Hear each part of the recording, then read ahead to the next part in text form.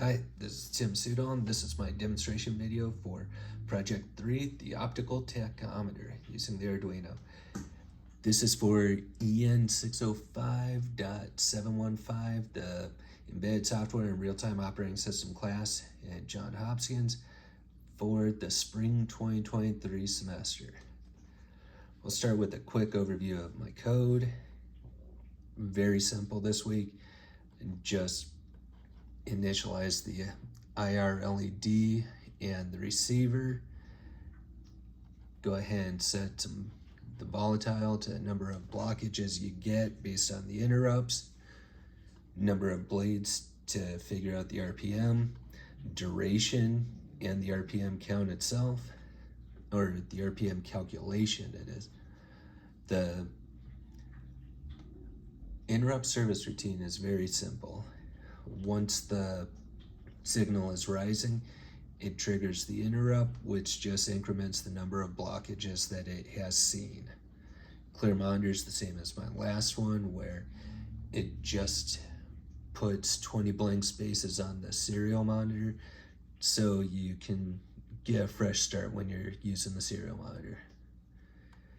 Setup is very simple.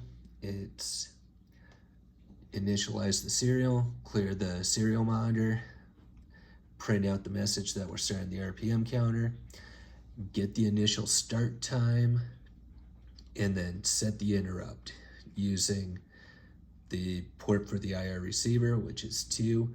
ISR trigger is the function, and it's when the signal is rising that'll trigger the interrupt. Down here in the round robin loop, if rather than spamming the display with all the outputs, we're checking this every time the blockages get over 10, just to give it some semblance of sanity in spewing out the messages. Gets the duration, calculates the RPM, resets the number of blockages to 0, resets the elapsed timer for the duration calculation next time, and then sets up the output string. A very easy program this week. It was not hard at all. Then over here, we can see the Python program that is being used. Looks like I got disconnected while I was setting up the video, but you could see the main program here. It's in Python. It is the exact same thing I did last week, except I changed the file name from temps.csv to rpms.csv.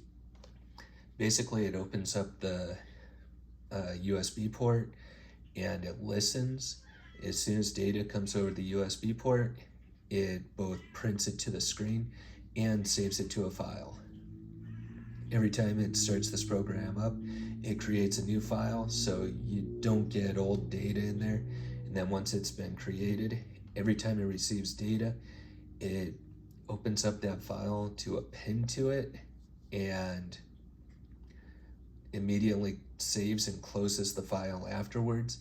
So when you exit out, there's no hanging file handlers just hanging around. On to the demonstration part. And this is the setup I'm using for this project. On the left there, you could see the Mega 2560 that I'm using to control the propeller. I have a little rig made up out of some Lego that were laying around. A separate breadboard, all controlling the DC motor. The Arduino on the right is the Uno Rev 3. That is controlling the IR and the receiver. The Raspberry Pi is right there in the background. That is acting as the host. I will come back when it is running. Okay, this is a view of my project running. It's kind of hard because I have to manually hold the IR receiver, but you can see the fan goes through its pre-programmed routine, and when I get the receiver set up just right, it shows a lot of blinking red. It's really hard to deal with the video going, but if I wiggle it like that, you can see it. It does detect the IR, and if we go back over to the program, we could see it doing the RPM printouts like we wanted.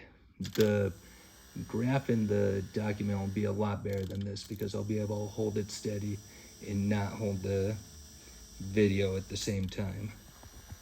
Okay, this is the output. There's some gibberish because the iPad hit the keyboard as I was going in there, but let me go ahead and move the IR sensor. You can see the output work.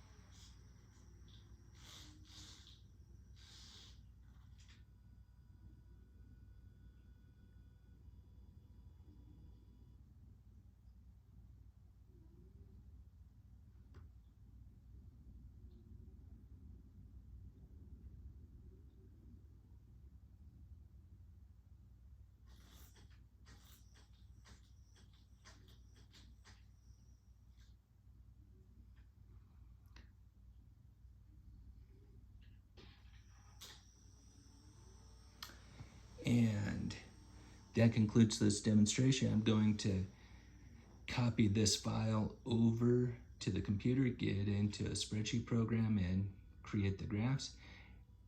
And that'll be the end of the demonstration. Thank you. Okay, this is the result of the data that I collected.